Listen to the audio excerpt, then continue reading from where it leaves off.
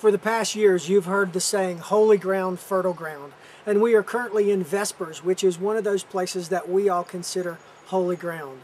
What I'd like to do now is challenge you in all teaching times to please take care of your students.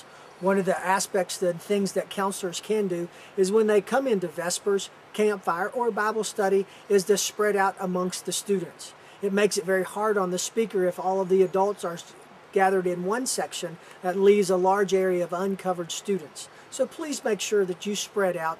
Make sure that you're listening and paying attention so that later on in the day you can have conversations with the students about what happens in the teaching times. As you as counselors go throughout the day, this will be your opportunity to lead by example, by paying close attention to the person speaking, by listening and knowing what is happening in each service. Vespers, campfire, and Bible study is another place where you should put an eye on the campers in your cabin.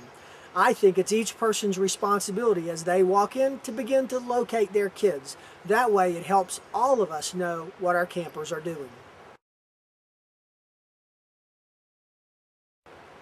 Sometimes throughout the day, at the end of teaching times, there will be people who stay behind that need someone to talk with them. As always, we prefer that men talk to men and ladies with ladies. But sometimes that doesn't happen and you will see a student alone. Please make sure that you comfort that student, take care of them, and as it begins to progress into a counseling situation, make sure you call another counselor over. 2 counselors are always better than 1 in those situations. The West Virginia Baptist Camp at Cowen, where people meet Jesus and grow as his disciples in a community of faith. As a counselor, our prayer is you will have the opportunity this week to lead a student to Christ.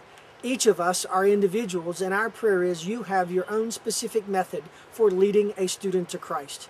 As you pray with them, whether it's a first-time decision, a rededication, or there are some serious issues, we would expect that you report that to the camp pastor so that we can follow up and take care of those students after the camping season. Throughout the week, undoubtedly there will be opportunities when there are students who are not following directions. Our suggestion is that you isolate and separate them very quickly so it does not disrupt what's going on within the entire group. Please realize that this video has been done as a general camp video.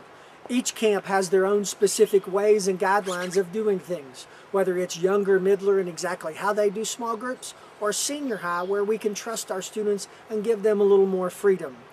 Your first line of questioning needs to go to your camp director. Your camp director will have all the guidelines that you need in order to function best for their camp.